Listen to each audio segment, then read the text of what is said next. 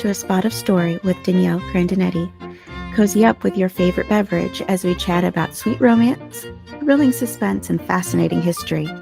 Perhaps you'll find your next read in one of these stories.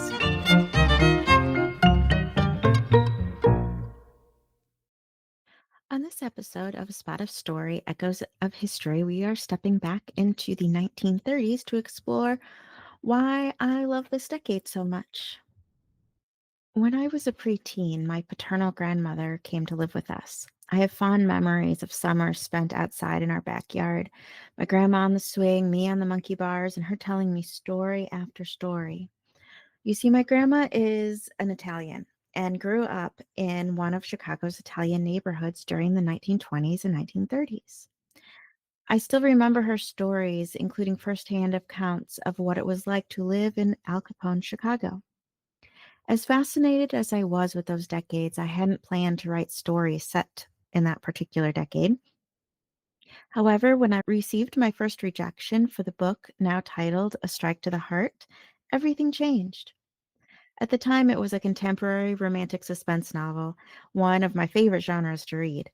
But the editor explained that while my writing was good, something was missing. Then, during the pandemic, I learned that Wisconsin dairy farmers were dumping their cow's milk because the supply chain had been disrupted. And I wondered, had that happened before? Well, it had in the 1930s. Setting that particular romantic suspense story in the 1930s was like taking a black and white film and adding technicolor. Everything made sense in vibrant fascination.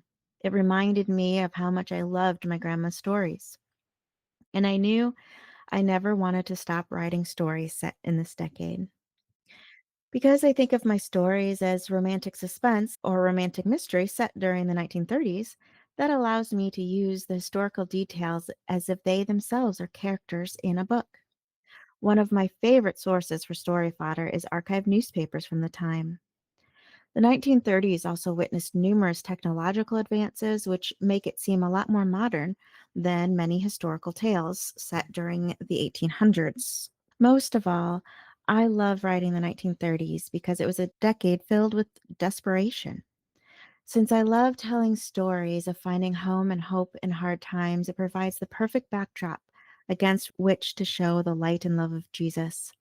Because no matter how dark the world gets, there's still a happily ever after to be found in God. And I hope this shines through in my stories. The 1930s, if you're in the United States, has the Great Depression. The 1930s, if they're set in Europe, has pre-World War II. Who knows? Maybe I'll set stories outside of those two common continents. We'll see. But for now, writing Midwest stories centered around the Great Depression and European stories set around the growing trouble that will turn into World War II is keeping me quite busy. If you love small town mystery against the backdrop of the desperation that was beginning in the early 1930s, my Harvard and Crow's Nest series is a perfect example of the way the medical advances made changes within the decade. If you love rural settings and are curious about the technological advances that happened or about those milk strikes, the Unexpected Protector series is a great example.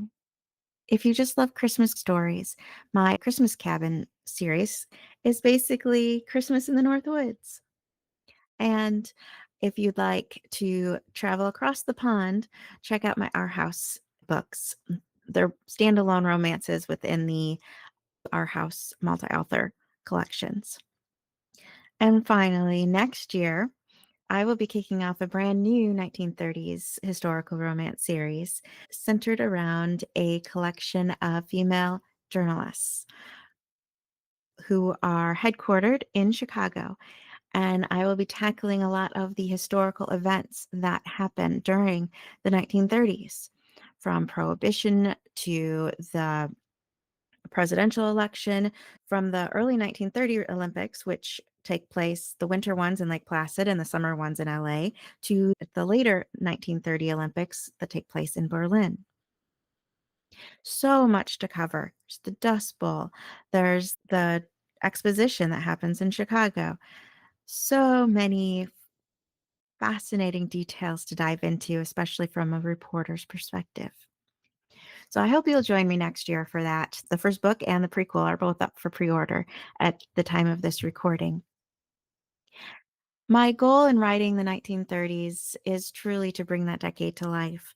It has become more and more my decade. I love it. The details are fascinating. And to be able to place fictional characters into a real time in history, a time when perhaps our grandparents, our parents, our great grandparents lived, to be able to show what life was like in that particular decade, it brings such joy to me to be able to show that within pages of my stories. The men and women who lived during that decade were the model of resistance and resilience and taking really, really hard circumstances and making the most of them. Were they perfect? No, but neither are we. And to be able to show the hope that comes from having survived some of the darkest days in the United States history and the world history, it shows that perhaps we can survive our own dark days as well. So thank you for joining me in my journey for why I write 1930s stories. And I hope you'll pick up one of my books as I bring that particular decade to life. Thank you again for joining me for this journey into the past. You can find additional resources, including the links to the books that I mentioned and the book series that I mentioned in this particular podcast, as well as the show notes on the episode page.